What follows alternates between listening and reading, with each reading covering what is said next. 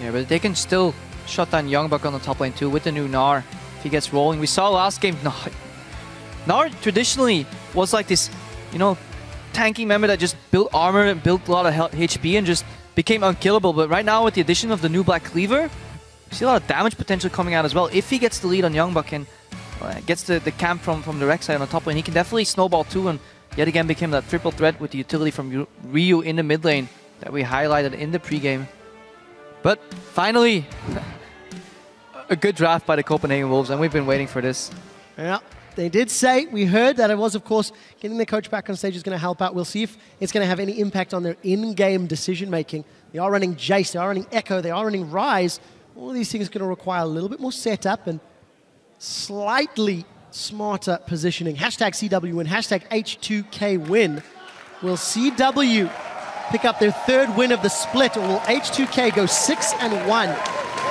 Now, I wonder where Arax is going to put his priority, because I think that will decide a lot in this game. Because obviously the #1 priority for H2K is to get that Jinx ahead, get her rolling. We know where the crowd's allegiances lie, Crepo. So we know Weird way to spell Crepo, but we know where the focus lies for both of these respective teams. My eyes are definitely going to be on Lulex's Rek'Sai. Again, he's won all of the games that he's played. If memory serves, this is the 4th time in 7 games. Slightly lower kill participation, but a much improved KDA. now I would want to see normal lanes with Lulex starting on the weak side, so he can go for the gank later. Oh, hang on. He's with an early... Oh, the hook! The death sentence connects! Kasing Kaching! He's got the flash, he's got the heal. Can he get the first blood? Boomerang Blade doesn't connect. Hyanan with the rockets. Flash forward. One more! Ooh. It's secured by Odawamne. And Hyanan with a greedy flash doesn't secure. He gets knocked into Katawa. Kasing gets another one. Hyanan's going to get an assist. Just the one. And H2K are already in the lead. Alright, that was a little funny. Not gonna lie. But fantastic hook by Kasing. Predicts a flash almost, because I think he started casting that hook right as the flash came out. Beautiful follow-up. Copenhagen Wolves get a little lucky that they get Hyaran's flash for free at the end of it. But Odawamne, this is big. He picks up first blood, gets some gold.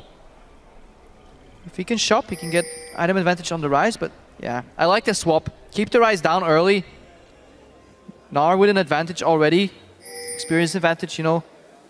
Can keep his own. H2K initiating a swap and starting on their weak side, and this is good for them. They want to shut down Youngbuck right now, because he doesn't double jungle all that well. Gnar double jungles a lot better. We'll see how they decide to handle themselves. I touched on first bloods last game, Crepo. H2K 6 first bloods in 7 games. And Unlimited was forced to start W as well. Like, no! Don't do that, Bob! And we've also got to highlight, that's Odawamne's 3rd first blood picked up. You know, it's something that we keep looking at for H2K. We've always talked about how good they are between 10 and 20 minutes, but you never really realize how good they are in the laning phase. They actually hold. Oh, he's caught. He wanted the wolf. He didn't want Aerox. He wanted that juicy wolf, but Aerox throws himself into the hook. He knows Kasing is alone. Knows Ignite is down, so he's good. Well, wins just to get away unscathed, but I wanted to just highlight really quickly. First blood there, 4-1 we said that already. 3 out of their 7 games. And just to finish up the point, at 10 minutes, H2K have the highest average gold lead at 800 gold. So in the summer split, they're actually getting ahead during the first 10 minutes better than anybody else. And it's not something I personally feel or expected when we took a look at the numbers. Yeah, they're just oh so consistent, because everybody was always, yeah, Fnatic, yeah, Origin, but right now H2K is up there, and with this victory, I think they can even jump over Origin to 2nd place. Trail Fnatic by 1 loss only. And yeah, this matchup in the mid lane, not too much is going to happen here. You know, Pokey, sustain, lane push. Soren wants to scale, Rio wants to wave third. All the thing that matters is who pushes who in this matchup. But Youngbuck, he's on 3 CS right now. He's level 2. He's going to the dragon. This is what H2K wants. They're fine with sacrificing a dragon if they can keep Odawamne with an experience lead somehow. They want to get him ahead of Youngbuck. Seems to be working out thus far. H2K looks to be securing that tower in a moment or two. Did actually catch a glimpse there of Soren's Jace. He's got Flash Cleanse. And I just want to highlight that rework Jace. The longer puts points into his ultimate, he gets 6 ranks. some of his core spells. And TLDR has a lot more damage and poke at max rank in that accelerated shock blast combo. So I want to see how good his accuracy is. Yeah, he hits bigger spikes right now, the new Jace here. But that's for later. Let's look at what's happening right now. We see a different adaptation in the lane swap. Not the traditional mirrored 4v0 that we see. H2K take a tower and they trade it for a dragon. I don't like this freeze from Freeze either. Like, yes, he gets ahead in experience, but I don't feel he'll capitalize on that advantage. They bounced away for Oruamne. He's getting ahead of the Rise right now already. H2K, look at the gold already. Because early, I feel gold is more valuable than a dragon. Usually, what ends up happening in this mirror 4v0 is you trade one tower for one tower and a dragon, and an experience lead on the other side. But right now, trade a lot more in H2K's favor. Oruamne though. A little bit of miscommunication. Unlimited knocks Oruamne away. Should still be able to secure the kill. Red buff plus the phase dive means Earwax rather. Manages to pick that one up. Flame is lame. But Freeze is alone in the bot lane. Freeze is getting dove. Teleport comes up from Youngbuck. I think it is too late. Kasing's going to eat 2 tower shots. One. Freeze is down. Yawning gets out of turret range. Lulix is now tanking the turret up. Yawnin's looking for more. Lulix gets away. We did see Summoner Heal used. Yawnin! Beautiful juggle by H2K. They punish Freeze. He didn't have a splash up from the first blood. We go back to minute 1. He died. It's not minute 6 yet. Flash is still down. Youngbuck's like, hey, I'm Youngbuck, I'm helping. Teleports in, but too little, too late. And oh my god, this is brutal. So the average gold lead was 800 by 10 minutes. H2K are looking like they're going to get near a 3,000 gold lead at 6 minutes. They are one dragon down, which we'll talk about in a moment or two. Ryu's about to get jumped on. Parallel convergence. The batter swings, the batter hits, the batter stuns, and Unlimited's here to punish. Ryu goes down. He holds his flash, that's good. We knew he was dead there the second he saw the parallel convergence pop up. We saw Svenskr do the exact same thing. There seems to be a pattern that jungle echoes do. So if you're watching, go to the race, throw down parallel convergence, wait 1 or 2 seconds, dash over, go for the stun. Try and punish. Good move by Copenhagen Wolves, but only down 2,000 gold right now. Ladies and gentlemen at home, if you're playing against a jungle echo and you're a mid lane, pay very close attention to that Wraith camp. 2 games in a row, we've seen it have an impact on how effective that dive is. And it's something that we're starting to learn as we begin to see more and more echo in the LCS in the hands of these players. Yeah, I love that gank path. Really, really efficient. But Hjarnan, hyper carry, through 0-1, comfortable 37 CS. Doesn't lose his tower, prime position. And things are looking good because the gold's on the right people here. H2K, the only thing you could fault them for last week was potentially Oruamne overextending a little bit here and there. Happened again, but H2K always take something on the other side of the map. If you punish one side, they'll punish you on the other. You have got to be kidding me! Kasing catches Freeze! He's gonna 90 caliber net away, but they're gonna set their sights on a limit. Sniped! Seeking the prey! Snagging the kill! H2K with their 4th kill of the game. And this is why Kasing says, no thank you, I don't need that tier 1 support on Alistar. Get me Thresh, I will land the hooks, I will do the job. And yeah, we talked about the scaling from the Copenhagen Wolves, but scaling into the mid game, 3,000 gold down before 10 minutes. Tricky. Scary place to be. And if Kasing keeps landing those death sentences, well, that's game over already. But H2K, they still need to press this one home. Ryu gets his hands on that blue buff. And let's also take a look at the CS between Youngbuck and Oruamne. Oruamne seems to have a little bit of control. Level 6B, level 4, and 20 CS leads. Yeah, but look at Freeze. We said he was the threat for Copenhagen Wolves. He was the one man that had to carry. Boots, double Dorans, 2 deaths. Flashes up, but he's afraid to go close to that lane in the bottom. Meanwhile, in the mid lane, this is what a lot of teams usually don't do. When they're freezing and they're playing passive, they lack the wave clear in mid, but H2K foresaw this. They have wave clear, so there's no pressure in the mid lane. Oruamne has some wards, he's relatively safe in the top lane. He doesn't have too many wards, but even if he dies, he doesn't lose much because he's pushing. So there's no way for the Wolves to punish H2K right now, even if they get a pickoff. Meanwhile, they're growing and growing that gold lead. Freeze, he's jungling right now, he can't even touch the CS. And then once eventually that waves in the bottom stacks up, that wave in the top stacks up, they can move to mid, see if they can pressure the Jace. So Oruamne caught between an Unlimited at level 3 and a Youngbuck at level 5. And then you're able to make anything from that. They want to dive mid now. You see that accelerated shock blast coming up from Soren. It hurts already. Here's Lulex. Lulex coming in. Flash very early. Respect from Soren. H2K now setting their sights on the tower.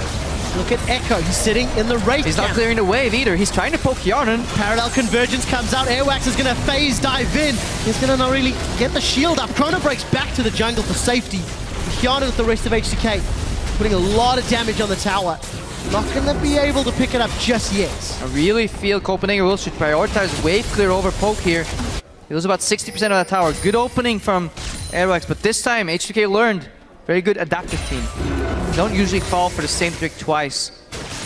Conversions comes out and Ryu just sidesteps right outside of it, doesn't get stunned, and then tries to get out. Well, we'll see how well they handle themselves. Airwax now being invaded on. Kissing holds the trigger finger. But look at the numbers. Copenhagen Wolves seem to actually have H2K surrounded.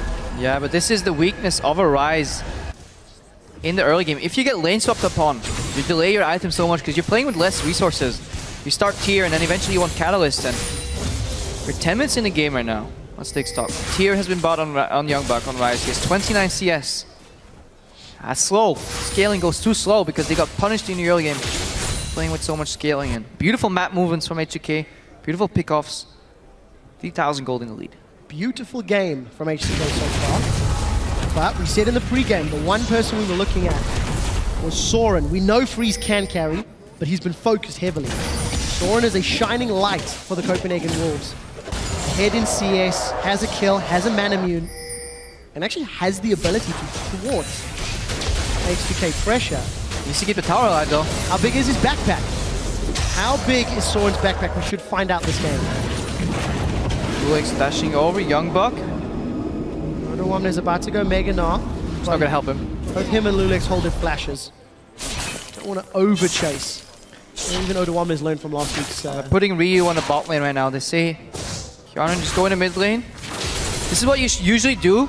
If you're a little stuck in the mid game, you just put your mid laner on the bot lane if you can, and this allows you to put your AD carry in the mid lane, and you wonder why, what is he going to achieve? Because he's not really going to outpush a Jace. The thing is, it allows your support to play around your AD carry still, while still be in control of the map. Because now Kasing can go to the right side, to the left side. If he's stuck on the bottom lane on his own, then Hjarnan is vulnerable, he can get caught. But because Hjarnan goes mid, this opens up a more movements for Kasing. So he gets some more vision, prepare that dragon, and Ryu is always fine in the bot lane. He has ulti, he has Whimsy, he still has flash, he can always escape. Copenhagen Wolves will have to commit more members to him, so good resource management from H2K here. And the one thing I do want to mention about Hjarnan is item build. With that pickaxe Avarice versus the BF sword longsword, despite having that gold lead, still a while away from picking up that BF. Dragon has been started, H2K have position, teleport is available for Youngbuck. I'm not really expecting Wolves to challenge. Airwax, can he steal? Can he go spend Scare? He's setting up. Ryu knows, he's ready with the Hex. Well, Dragon not going to get secured. Actually, Smite did come down though from Airwax, so...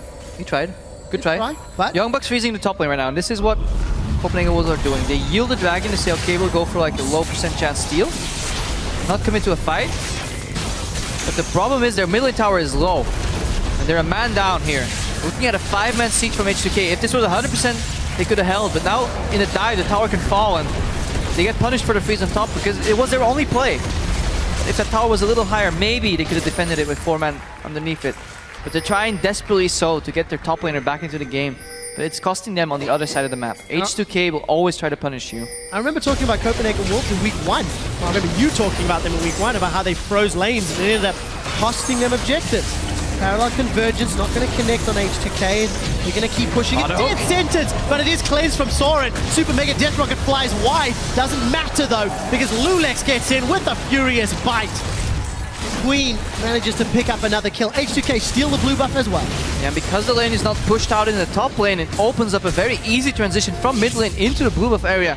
Warded up now because Freeze is on the bottom.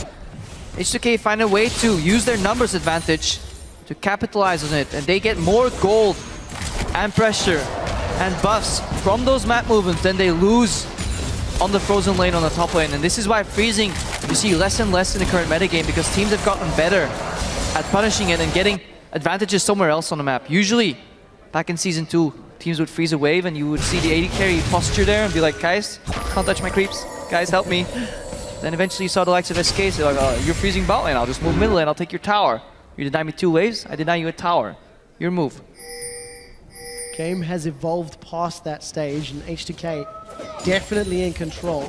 We see Oda now. I want to highlight his Gnar play, because I distinctly remember the last time he played Gnar. He went for that Black Cleaver build, was one of the first. Ended up dealing 856 damage per minute to champions, which is more than double the next highest Gnar performance. I think he's going to go tankier this game, but Oda in summer is really showing how you can carry from that top lane. His Rumble is phenomenal. It was banned out this game. And look at the vision control. In a lot of these games, to really highlight or illustrate how far a team is ahead, you shouldn't look at the gold count, but you should just ask yourself, when's the last time Copenhagen Wolves have crossed the river?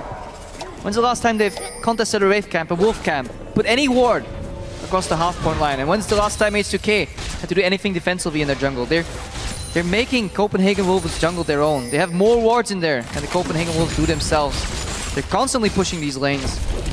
They're in complete control of the game. Pressing home that advantage. 15 minutes down, 5,000 gold in the lead. Kian 2-0 and 3. Getting closer and closer to that Infinity Edge. Just really good performances. Limited really didn't like that many. Nope. But we do see Oda there. He actually picked up that pickaxe, so gonna head himself towards that frozen mallet. Maybe we will see a Black Cleaver next. I certainly hope so. He can, yes. But I don't think he's gonna outdamage Jan in this game. At this point, he can do whatever he wants. He can, you know, take the frog and maybe approach, close his eyes, throw a dart at the item board and say, okay, I'm building this, because he's such a big lead right now. And meanwhile, Youngbuck on Rise, he's still scaling, he's still working towards that Rod of Ages. Just bought the blasting one. His next base likely to go 2 or 3 minutes from now. That's going to be like an 18 or 19 minute Rod of Ages. Spikes at 29 minutes. Game might be over by then. Well, H2K have anything to do with it, it certainly will be. You see H2K just keeping the pressure on in multiple lanes. Oda has gone back top. Does not have teleport. Another 25% of its cooldown, whereas Youngbuck does. But look at the support from H2K roaming up top too. And you see H2K, they're not too fussed. They don't want to overcommit on these tier 2 towers. As I say that, Ulex might get caught. Well, we'll see. He's managed to make his way out with the tunnel. Oda got rooted in place. Youngbuck's trying to run him down. Look at bot though, numbers advantage there. They don't want to overcommit because they're fine whittling down chip by chip on these towers and eventually just taking the entire jungle. Deny them the wolves, deny them the wraiths. The raptors, they're called now. Tower number 4. Youngbuck's gonna teleport in. Flame Chompers comes out. Zap's gonna connect. Flash! Reply flash! Kasing has been denied for the first time this game, I feel. But opens up the catwalk out of there and then mid push, top push. You just use your teleport resource to only end up flashing out. Desperate move. Copenhagen Wolves in good punish. They lose a little more of their top tower right now. Desperate times call for desperate measures. This is going to turn into a 2v1. Ewax, his support's coming, but it's going to be late. A little bit too much, though. Up under the wall. Lulex is going to be putting the damage down, spinning and winning, but he's dashing away. Got a tunnel out to safety. Oda is burned through the Mega Gnar. Does have flash available. Boomerang goes out. Ewax forced a chrono break to safety. Ignite, and some more damage will pop that Hex shield. Gotta see a rocket. Did need to flash. Johnny. Is it going to hit? Is it going to hit? Is it going to hit? Even if it does, oh, hey. Smiley face. Still I counts. expected more. Still counts. Still counts. Wow. Always disappointed, Crepo. Hey man, I want the highlight reel. So does Yonin. That's why he fired the shot. But yeah, again, pressuring on all fronts, and this reminds me of what SK was trying to do earlier, you know? Pressure on all fronts. If the enemy commits to punish you in one, you just back off and you start pushing on the other. Split push to its finest here. H2K, they don't care that the towers are falling slow because they're continuously denying resources, continuously putting deep vision. They're in full control of the game and they have full information. H2K is a team that plays well with information. They usually don't get caught out if they see the enemy coming. And they make calculated moves on it. It's showing why they're currently second place in the LCS. They win this game, they will go 6-1. And it's going to set them up with a match against Fnatic to challenge for first. And I want to quickly quote what Lulex said right at the top of the show. At the end of that Fnatic vs Origin hype video. They still have to face H2K. Correct. Great Lulex impersonation. As with the help of John and Kasing, they get their second dragon. I love Lulex as a personality. It's a bit of a trolly approach, but if you get to know him well, he's a really funny guy, so I really hope to see more of him in these interviews. because he's always in the shadow. He didn't have the most stellar performances in Spring, but he does what is needed from his team. Shadows his lanes, puts them ahead. He's like a Rain over Light to an extent. Rain over Light. Wow, for the time being, 2-0-2 is helping H2K hold this lead. We're getting closer to 20 minutes.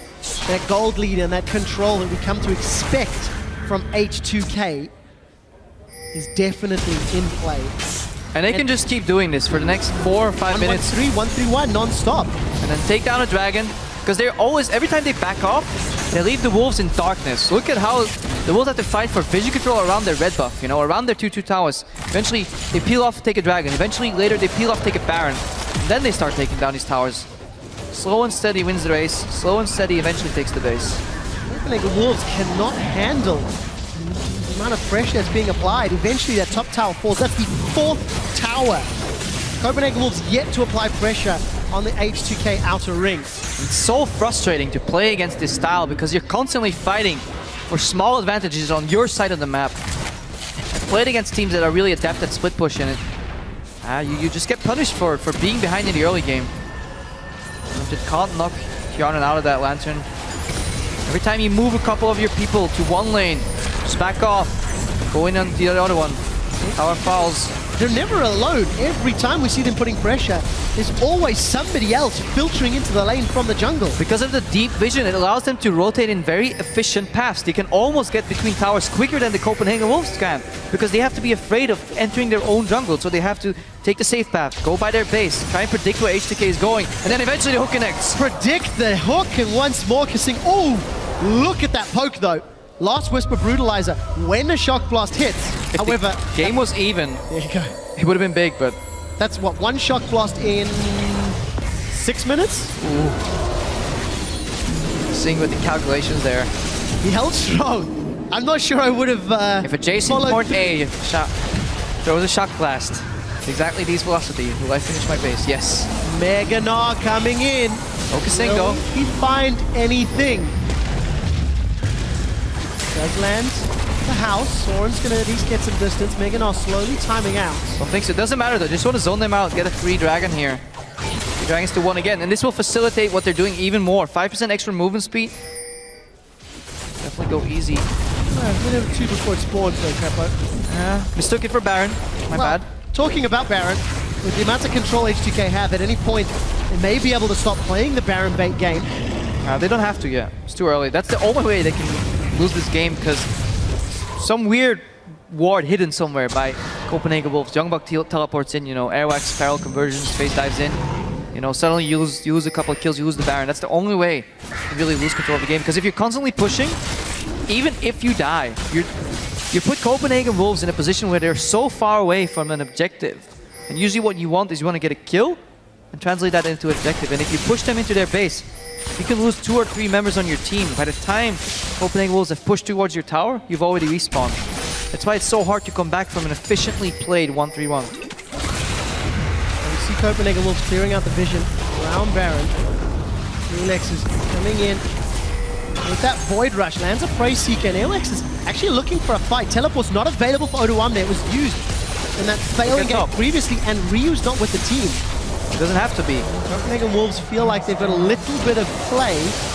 Because there's no hard engage on the Copenhagen Wolves side. Parallel Conversions face dive is very telegraphed if you see it. If you see Echo coming, and then obviously Alistair Flash Pulverize combo, yes, it can connect, but with enough vision, it's impossible for the Wolves to engage straight up. They need a flank, and obviously we'll never get flanked as H2K if you have this amount of vision control. See, Rio brings his ward.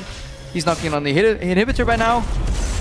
H2K do the same thing, and even if they die right here, there's no counter objective from Copenhagen Wolves. So let's see what Airwax can do. Kjarnan's taking the turret aggro actually. That's a big critical hit onto Airwax. We didn't see the Shock Blast connecting though onto Kjarnan. Tower is down to 20%. Kasing, Death Sentence is not going to connect, but he's going to follow it through. He's going to flay Sora, and the box connects as well. Unlimited going to have to pop that Unbreakable Will as Lulex gets knocked backwards. Here's Ryu. Mega Death Rocket gets one more, and Kasing connects with another Death Sentence. Kjarnan with a double kill turns onto Freeze as Ryu got his first one of the game.